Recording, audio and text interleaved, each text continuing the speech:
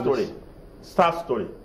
Recently, I was privileged to be invited to the National Assembly stakeholders meeting or conference, really, 2-day conference in Abuja with all the discourse and National Assembly, Senate, and House of Reps. The Speaker, the Senate President were there, everybody, the Minister, everybody who is in the power sector were there for 2 days, serious engagement.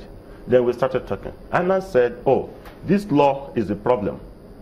This law is not intended to operationalize the sector. It's a reform act. Go and look at its provision. Contradictory. And I said, on my home part, I've documented well over 200 errors in the law. I keep saying that.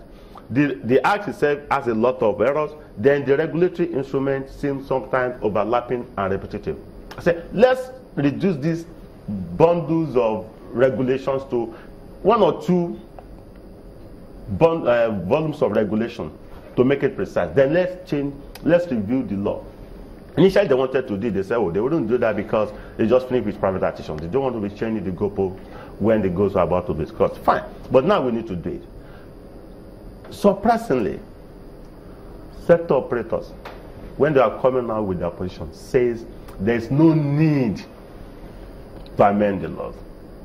That the laws will be substituted through wide regulations, which is much more flexible, without having to go through the rigors of the lawmaking. And in whose interest will that be? Their interest. Their interest, because now they don't want to let off the structure.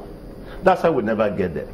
Unless we now structure it properly. No, they are trying to protect the discourse. Part of the agreement. That, okay, we allow you to do business, make money for a few years before we throw the whole thing open. The discourse are recording losses. They are not paying to government because they say, hey, cost reflective. Then there is a load rejection. You give them power, they say they don't want because they are not able to give to those who will buy. And those are another issues of pricing, because the tariff regime also needs to be slightly regulated for willing customers and willing suppliers. If somebody is willing to buy at relatively higher rates, supply. Others should also have options of solar and the rest. You know, when you say that the whole thing needs to be perhaps readdressed, and the minister's thinking is that, look, for those who think that they should cancel that privatization, it shouldn't happen. They shouldn't think that way, because you can't afford to send the wrong signal to international community, those who want to come and do businesses here, that yes, we also stick to contracts. In terms of the approach that we should adopt now, other than some of those that you highlighted, what can we do in the immediate term to ensure that the DISCOs and FG get on the same page and ensure that those who want electricity and those who can provide them can get them without the DISCOs making a lot of hue and cry about it? Thank you very much. One, there are fundamental problems. One, the existing debt overhang. The DISCOs borrowed money, dollars, foreign exchange, at 100 plus or thereabout rate. They are now going to pay 400, 380 plus. They're generating money in naira to pay off their loans, dollar-denominated loans. That's one problem.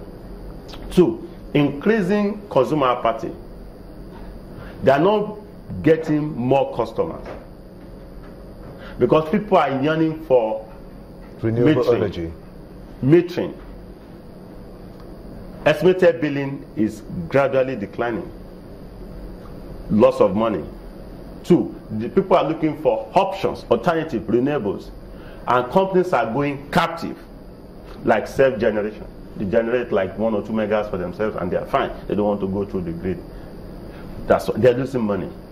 And I said, to solve the problems, one of the stuff I highlighted, one, you need to cross-license this discourse to do stuff at the level of the states. So by that you mean that the DISCOs should operate at state levels? They are already licensed at the national level.